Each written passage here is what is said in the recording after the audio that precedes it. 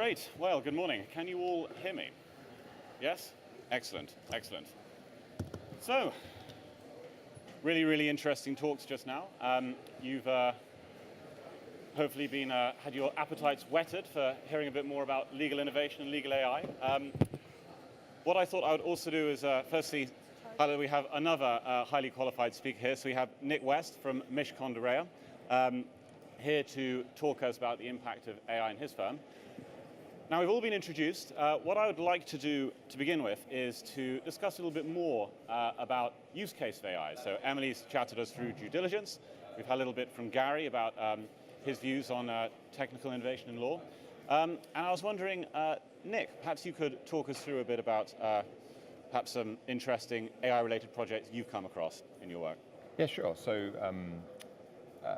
without kind of repeating a lot of stuff that Emily's talked about, clearly contracts, extracting data from contracts is a big part of how we think about use of AI. Emily also mentioned the process of disclosure. So in litigation, classic example of how we can use machine learning to classify documents in disclosure.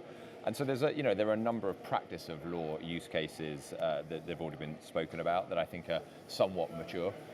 And then there's a bunch of business of law processes as well that I think that we're really starting to explore, and others are starting to explore as well. But at the end of the day, a law firm is a business.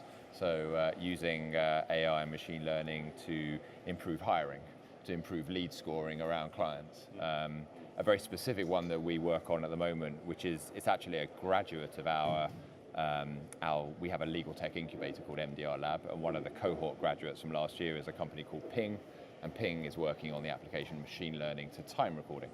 Most people know that lawyers record everything they do in 6-minute increments in the UK, and obviously there's a great data set there. If we can use that data creatively and effectively, we can get a lot better at predicting costs for clients on sort of legal matters.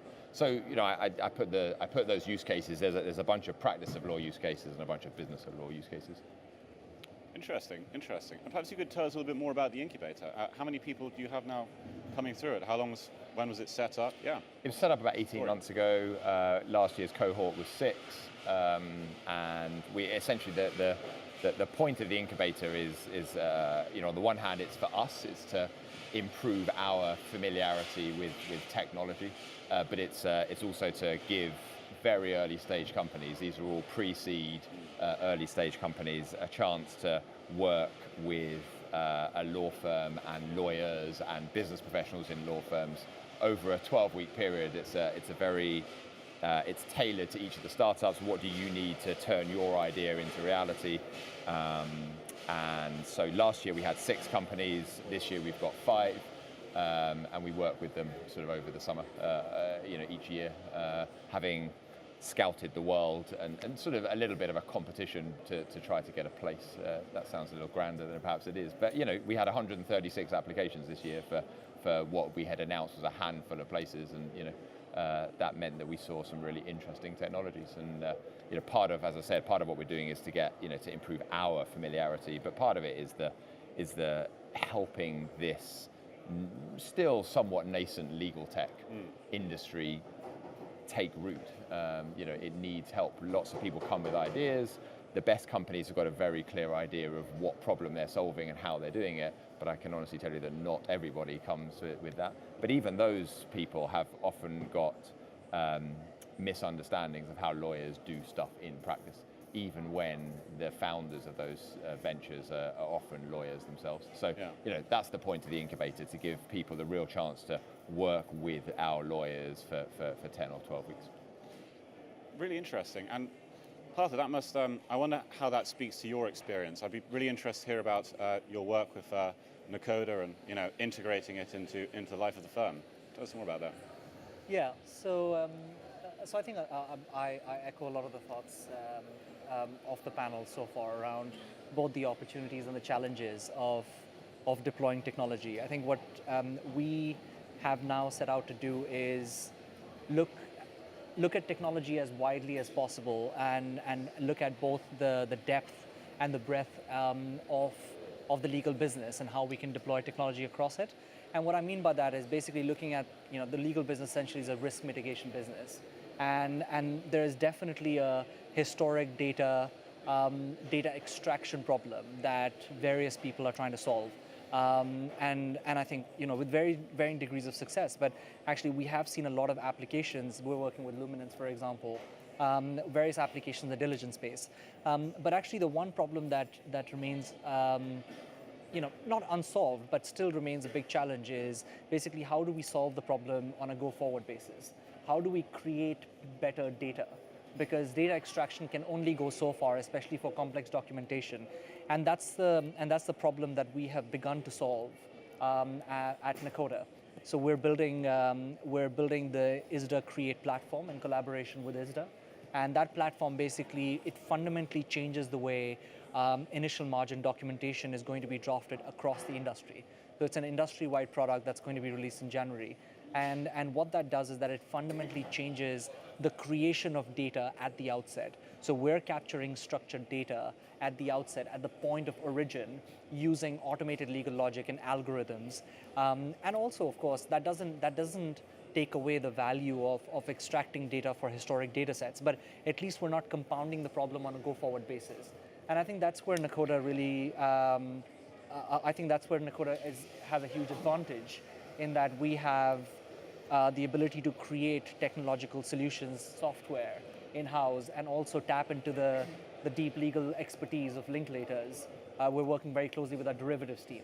So I think that I think everyone on this panel undoubtedly is looking at and trying to work through a similar set of problems. And where we have found ourselves organically is at the data creation end of the spectrum, where we can start solving the problem at the outset. Interesting. And what do you see? What do you see as really driving this urge to start using AI? And what are the pressures behind this explosion of interest in legal tech that we've seen in the last couple of years? I think there are probably a couple of drivers, and these things are never easy to isolate. But I think it's a combination of, I think, particularly in the financial sector, in the regulatory sector, in the financial sector, there's a much higher degree of regulation, and that regulation creates a demand for reporting, data storage, basically a much higher degree of visibility on data that is being generated on the back of contracts. I think, but on a larger landscape, I think what is certainly driving it is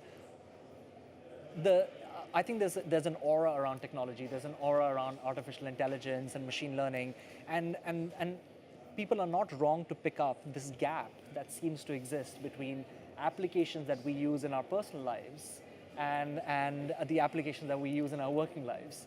So our phones are somehow able to understand which restaurants I'm actually talking about based on the location I'm at, how long it takes me to get there, and all of those things. Yet at the same time, a simple contract becomes completely intractable for technologies that we're using. And I think that people are right to actually think much more seriously about that problem. I mean, people who work with technology understand why that problem exists and why that gap exists.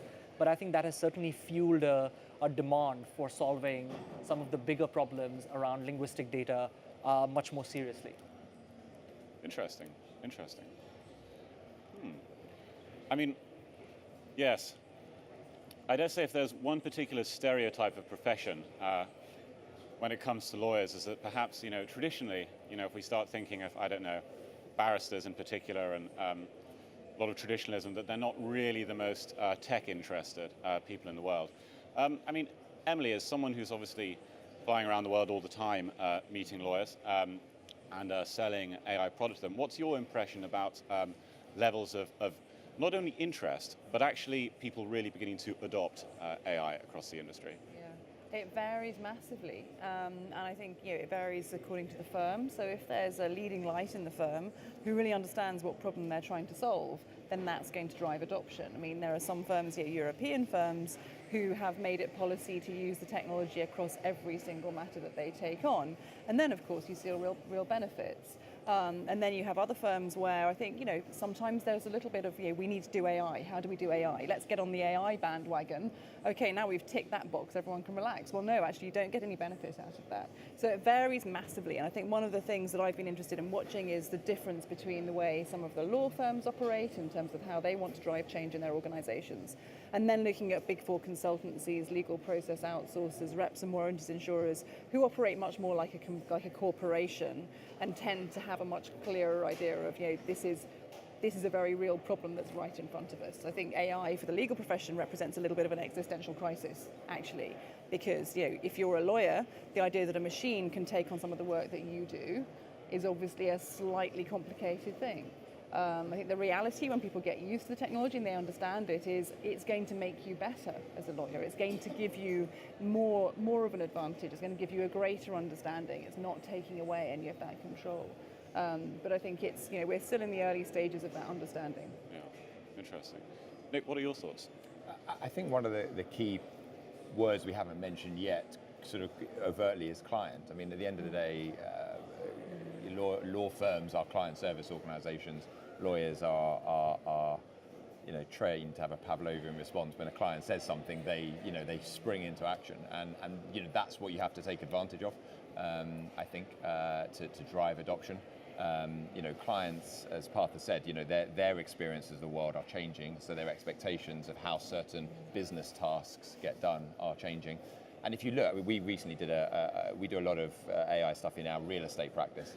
We use various tools to try to speed up the way we work. And there was a particular matter recently. I think we were buying a student property portfolio. There were 77 properties, and altogether there were about 1,000 leases. And you actually think about the work that needs to get done in an old-fashioned way. Each lease takes about a couple of hours to get through to extract the data from. That's 2,000 hours of work. That's a year's worth of an associate's work. Clearly that's not a time frame that's acceptable. So a typical law firm starts ramping up and says we'll do 10 people on that, and that's still 200 hours work. That's maybe 3 weeks worth of work to get through those. Clients look at that. It's just not acceptable. At the speed that things move, that's not okay. So then they start demanding of law firm, do it faster. How are you going to do it faster? Surely technology can help.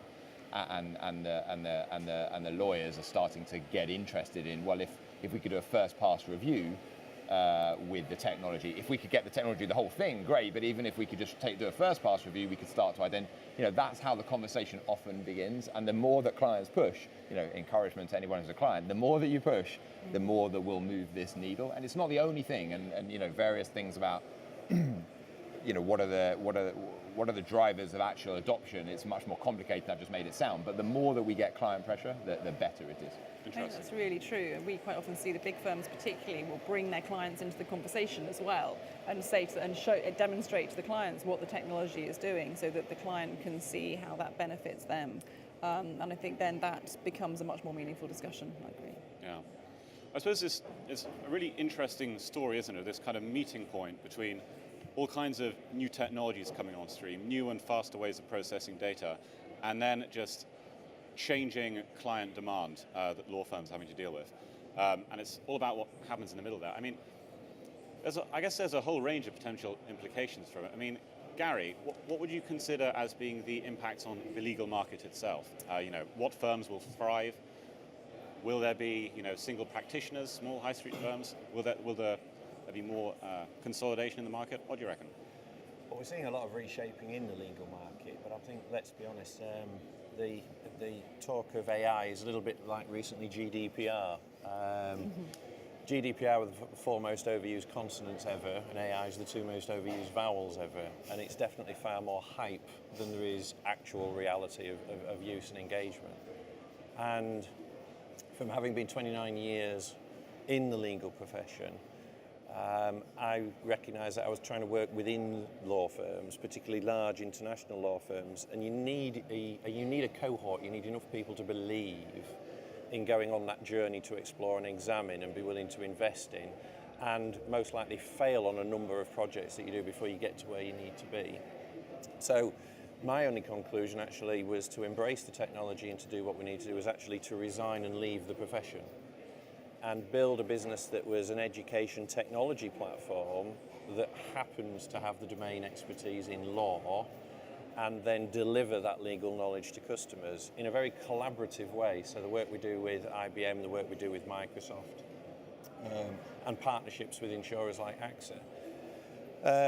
And I suppose it was after 29 years of seeing people in distress and having the same problems, history was teaching me that we learn nothing from history, and that employment claims, health and safety claims, fraud, bribery, corruption, road traffic accident injuries, they still keep on escalating, and the costs keep going up. So the way for me was actually to leave the profession, as I say, to build something. But what we made sure that we do is actually we took the customers into the build of Radar from day one. So we don't build anything unless the customer is involved in driving the process. And if we are not solving a problem for the customer, if we're not looking at the job that the customer is carrying out and sorting out how to train, educate and improve what they're doing and take away legal obstacles, risk management, compliance obstacles, licensing obstacles, and allowing them to then build the businesses that they want to without the friction that rules and responsibilities and regulations can sometimes impose, we don't build it. And we also split the firm in three. So whilst we are a registered legal practice, that actually sits at the back of the business. The bit that's at the front is a teaching and education business, and then we built our own design and technology business. And so there's 2/3 more of people that are engaged in teaching and the tech than there are the lawyers. We still fix it if it goes wrong. We still are a specialist litigation practice, practicing in multiple jurisdictions. But it's actually unlocking that knowledge and data. So we've got more clients coming to us for the education and the training and learning how to do things for themselves. And so that's where we actually cross-tech the solutions as well, because I don't think that just the AI on its own is the solution.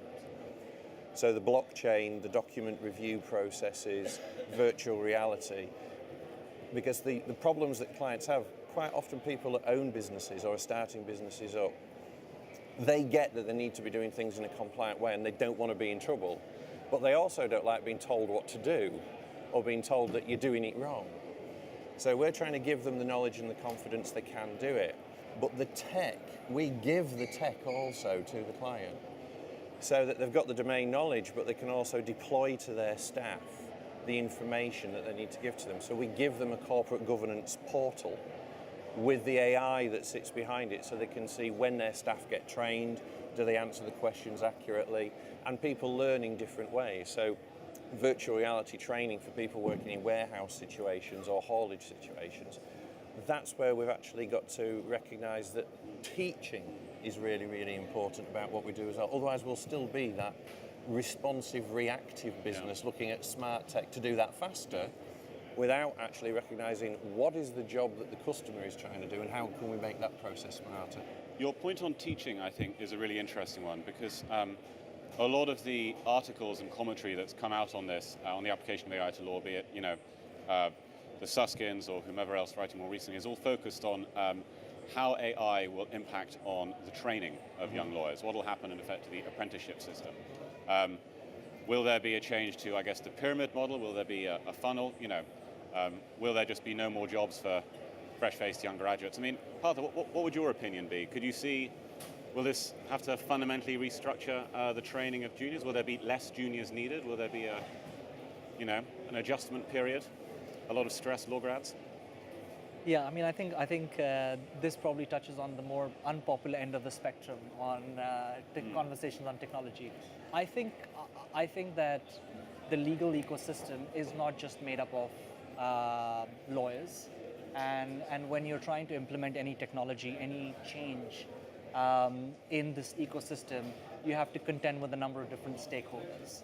And I think that the number of those people employed undertaking legal processes, whether it's junior lawyers or others, whether that's at law firms, whether that's at companies, is likely to reduce, or their jobs are likely to change significantly as there's increasing amount of automation in the sector.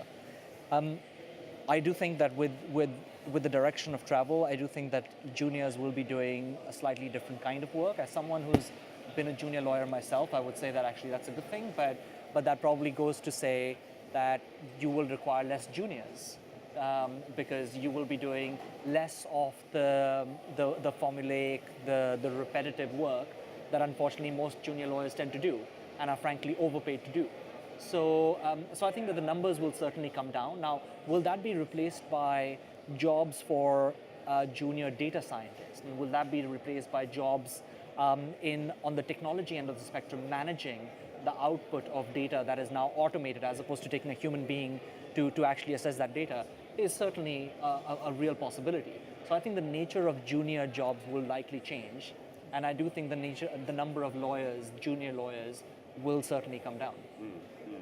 And I think, is it not the case that some major firms have now started offering tech traineeships, something along those lines? I read about that recently.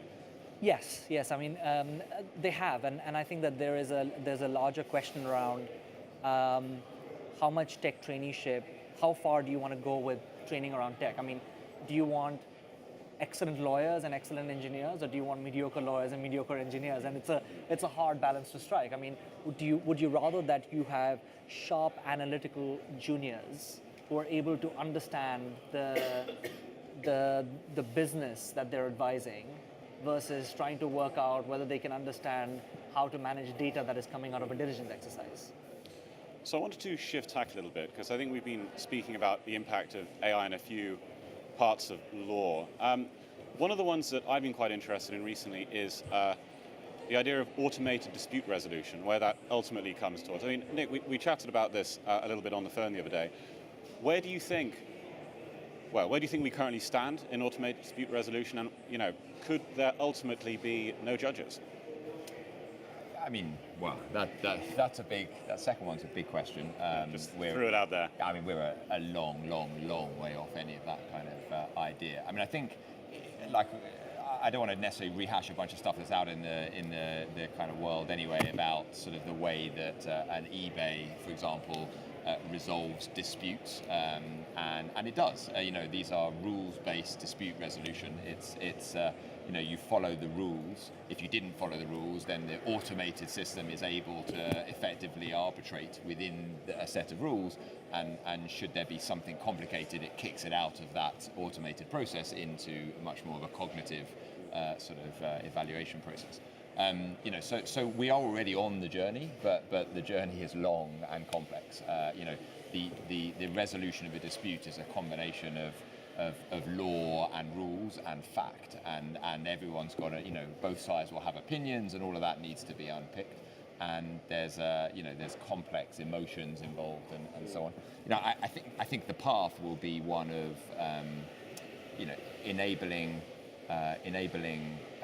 pathways for people. A lot of what happens in our litigation, in our court system at the moment, is ill-prepared, ill-presented information for the court system, and it gums up all the works. And a rule, automated systems can really help with that. They can really guide a litigant through the process of saying, you need this, you need that. If you don't have this, you don't qualify to take this case forward. Particularly a litigant in person. Indeed. So access to justice. There's so much richness to this, and I'm conscious it's very difficult to explain the quite complex tapestry in only moments. But there are some really good ideas behind what we can do in the first wave of this sort of online dispute resolution, automating the process of litigation.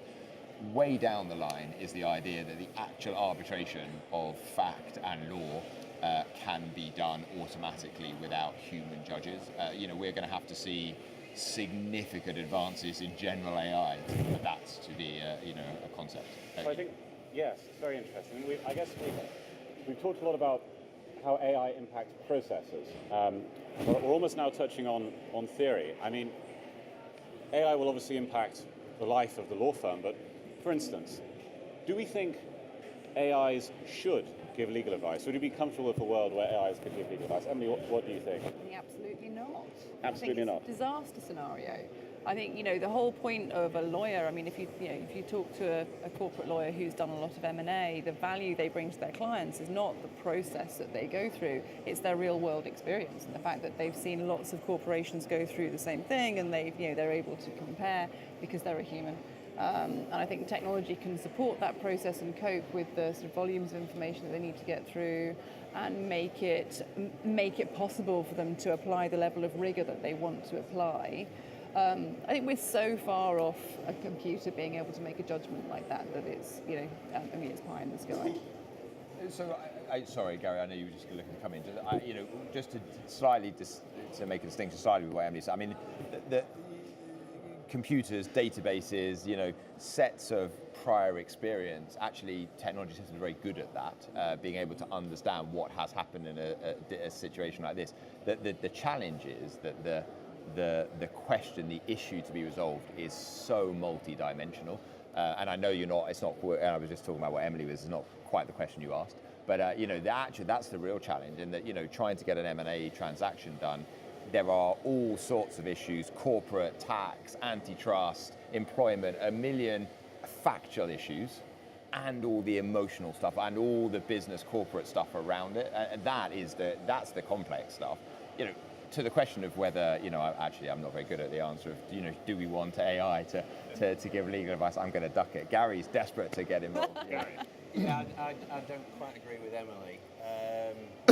As the litigation lawyer, do I want to be giving repetitive advice over and over again multiple times a day? No, I don't. So I think there's a point at which the AI can and should, and actually we know from our clients is already accepted and is delivering advice to a point. And I'll give a use case and an example. If I go and sit in my technical advice team that's staffed with the lawyers, we just a rudimentary 5-bar gate listening to the conversations that the advisors are having. Regardless of what sector, we would get repetitive requests for support that would be coming in from businesses. A simple one would be in a disciplinary procedure with an employee. Who is allowed in the disciplinary hearing with the individual? Can they bring in a family member? Is the lawyer allowed in? Is a union representative allowed in? That is already on the internet. This is already on Google. So there is a lot of fact-based, simple advice that AI should be delivering. And so Grace, as a downloadable app, goes to all of the employees as well as the management of a business that we support. And the employee can simply take out Grace and ask that question and get that advice, and they know how to run that procedure there and then on the spot. Because what litigation and history teaches us, they'll make the wrong decision, carry out the process incorrectly, busk it as it were, because nobody's providing the advice, and put themselves and then the business in jeopardy. Because if you don't follow strict legal process in employment-related instances, you'll have an automatic finding of liability against you, and then you're on the back foot.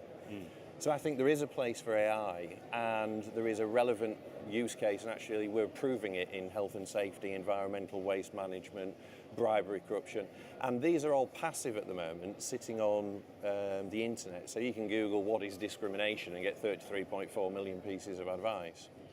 Or you could ask Grace our application, and she'll say there's 4 categories of discrimination, and then she'll ask you the qualifying questions to be able to take you down which type of discrimination it is. That information we should be applying far more effectively to individuals. And we see the place for technology not to replace the lawyers, because we're managing to recruit dozens of lawyers around the country, and from international law firms, small law firms, and sole practitioners coming to join us. Because they want to work with businesses at that higher level where the lawyer truly adds the value to process. Not repeating the things that we learn at law school, but neither should we expect clients to have to go to law school, university, etc. for X years to get that basic knowledge. They're running businesses. They need information to balance risk, make decisions, and act accordingly. And one thing that lawyers are not good at in the dispute process is pace, speed. So the technology can help in the dispute resolution processes, but let's remember that law is all about behaviour management. It's all about people. It's all about humans. So I don't think populations, businesses are not going to allow technology only to be deciding disputes for a long, long time. And the trust in technology has got to go a bloody long way yet. I'm not so sure I would.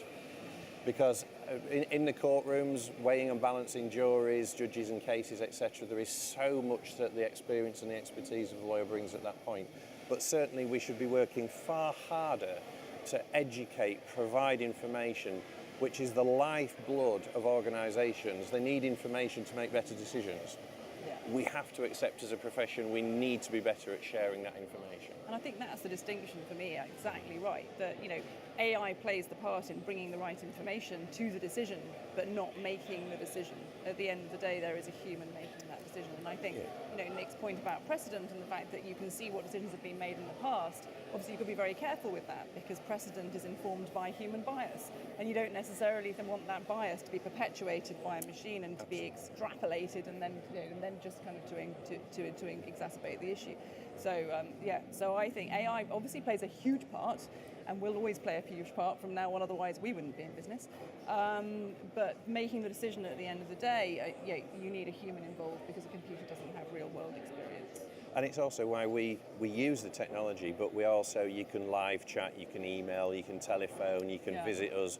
Our radar rooms, which is our locations around the country and that we're expanding to, that's where you can come in and be taught and meet the human beings behind the advice as well. And I think one of the credibilities of the AI use is because it comes from a practicing litigation law firm. So the advice that we're able to put in the solution comes from, you might speak to me on a Friday afternoon and I could have been in court in the morning. So the advice that you're getting through the AI, through the technology, through the templates or over the telephone is from the practitioner lawyer. And I think that's where we miss a trick in the legal profession, that we have got so much incredible domain knowledge. We should be taking that domain knowledge and then applying the technology. So often I see the great ideas on the technology, but without the domain knowledge to know what they need to get to a customer, to a client, to be able to give them the combined impact of knowledge and technology. And we don't need less lawyers, do we? I mean, you just look at legal aid and access to justice, people are not getting the representation that they need. So this is not a situation where this is a dying industry. Yeah, well, I went to see Star Wars: A New Hope when I was a little kid, and I saw the Jedi and I saw the little hologram. So we've got a team working on the first hologram lawyer, and very much about democratising the law and giving it back to people. That's part of my quirky little fact, I suppose, that we're looking at doing silly things like that. But it resonates. Who doesn't need a hologram lawyer? Exactly. Nick, did you have a quick? No, I mean, the good news is there are a group of firms who are leading the way on this stuff. I mean, Emily's put a bunch of logos up. There's the people who are thinking smartly about the way that the legal industry is moving, combining technology, combining human knowledge and technological kind of innovation, are doing just what we're talking about here. They are really thinking about, it's the blending of the two, bringing employees with different skills, as Parker was alluding to, bringing clients in, solving the problem in a sort of user-centered way. There are firms who really are doing that, and then there are firms who are just talking about AI because it's in vogue to do. But one can be somewhat optimistic about, it's going to take a hell of a long time for this to flow through into our industry.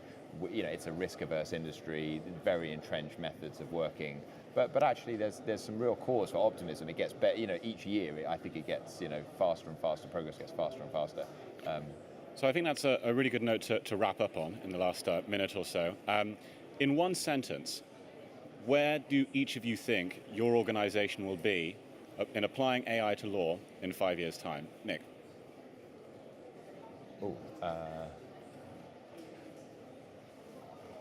I don't know idea how to answer that.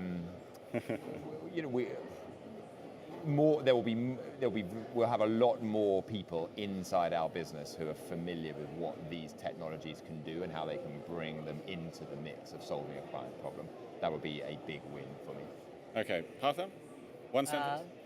I would agree with Nick that I don't think anyone can answer that question, but I do think that AI and other automation technologies are going to be a much bigger part of our practices, just like laptops and phones are today. Right. A world-leading business advice and education platform using technology to deliver advice, but with human content there. Emily? The artificial intelligence platform for the legal profession, where lawyers will go for machines to help them understand vast quantities of documentation. Great stuff. Well, guys, I hope you've enjoyed the panel today. It's been certainly very interesting to me. If you are interested in meeting the speakers, we'll be going to the Meet the Speaker room just down that way immediately after this. And yes, please join us. Thank you. You need to go back there quickly. You guys go back there.